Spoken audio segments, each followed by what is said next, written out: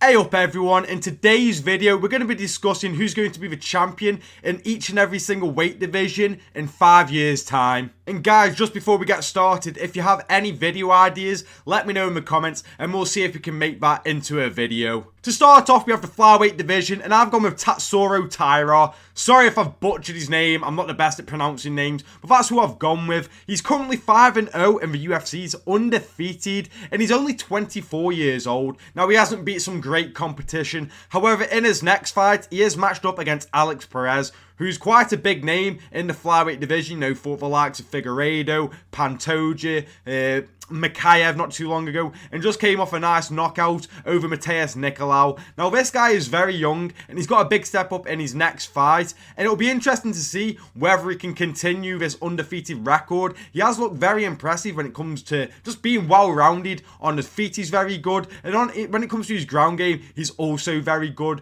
I could have gone with an obvious one, and that's Mohamed Mikhaev, but me, honestly, guys, I don't see all the right things in Mikhaev. Yes, he's got plenty of time to improve because he's very young, but for me, Tatsuro Taira is a more well-rounded fighter and a better fighter currently. After this, we move on up to the bantamweight division, and I think the champion in 5 years' time will be Umar Nurmagomedov. This guy is very well-rounded. He's got a lot of praise. He's got a lot of hype. You know, I think it's probably because of the last name Nurmagomedov, but he is very, very talented, undefeated. He's got a massive step up in his next fight when he takes on Corey Sandhagen, and we'll be able to see if he is the real deal. And even if he loses to Corey Sandhagen, it's still a very solid pick, as the guy is only 28 years old. In 5 years' time, he'll be 33. He'll arguably be in his athletic prime. So I've gone with Umar. I think he's very, very solid. I think he's very well-rounded. I've been impressed by what I've seen from him so far. Yes, he got dropped by a nobody in his last fight, and I think it was on short notice as well.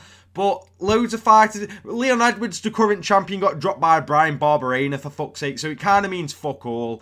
But I'm going with Umar Nurmagomedov. Another shout I was going to give for this was Peyton Talbot. But the reason I didn't is because we haven't seen enough of him. He's only 25 years old, and he looked very impressive against Cameron Simon. But I just feel like we've seen a lot more of Umar, and he looks very well-rounded, where we haven't seen as much of Peyton Talbot. Moving on, we have the featherweight division, and I've picked Movsar Evelev for this one. I kind of struggled to pick someone.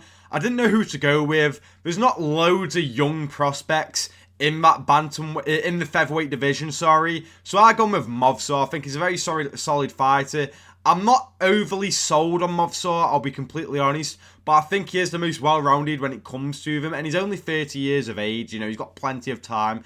I was actually going to go with Ilia Topuria, because I think he's much better than Movsar. Like, I think if they fought right now, he would destroy Movsar. But I just don't think Ilia Topuria is going to stay in that division long enough. I think he's already talking about moving up to the lightweight division, and he's only been the featherweight champion for a handful of months now, and doesn't seem like he wants to stay in the featherweight division for that long. So I think he'll move up to lightweight probably in the next year and a half, maybe 2 years, depending on the Max Holloway and Volkanovski fights.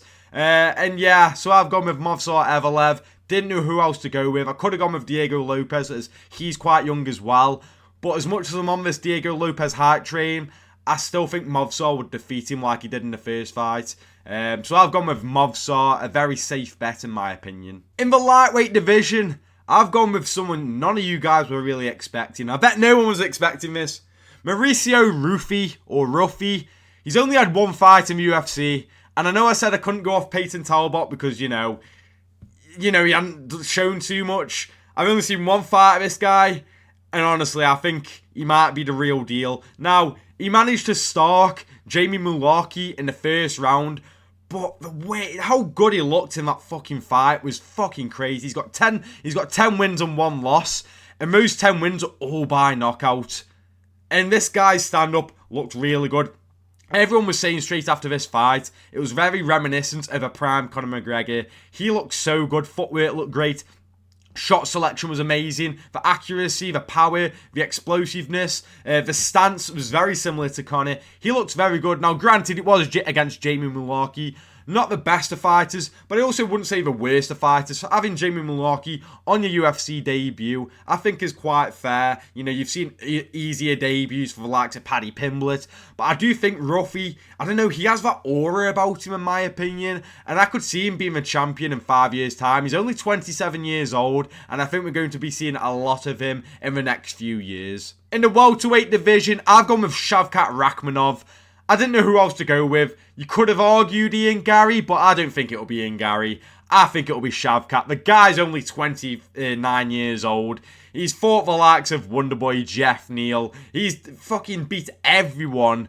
He's finished everyone, which is just absolutely crazy. I think he's had 18, 17 wins and finished everyone, which is absolutely insane. Now, my problem with Shavkat is that he doesn't move. Like, he does do a bit of head movement. I'm not going to act like he doesn't move his head at all.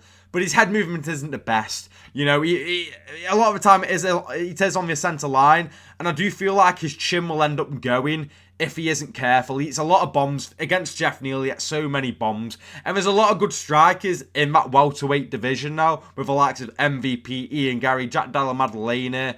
So, for me, and obviously the champion Leon Edwards, I actually think he'll beat Leon right now. I'm a big Leon fan, but I do firmly believe that Shavkat beats Leon. When it comes to styles, I just don't see how Leon beats him. But for me, it is Shavkat, so well-rounded, only 29 years old, such a monster. I think he's going to have that welterweight title, and I do think he'll have it for a long time if his chin doesn't go. We then move up to the middleweight division, a name I'm going to struggle with, Sharabutin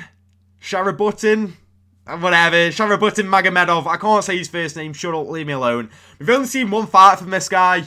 He's only 30 years old. He's undefeated. He has a lot of hype about him. I don't know when he's next fighting. I don't really know about that. He has a unique look to him as well, which might help with like promoting and marketing wise for the UFC. I know it sounds crazy, but that sort of stuff does play into things.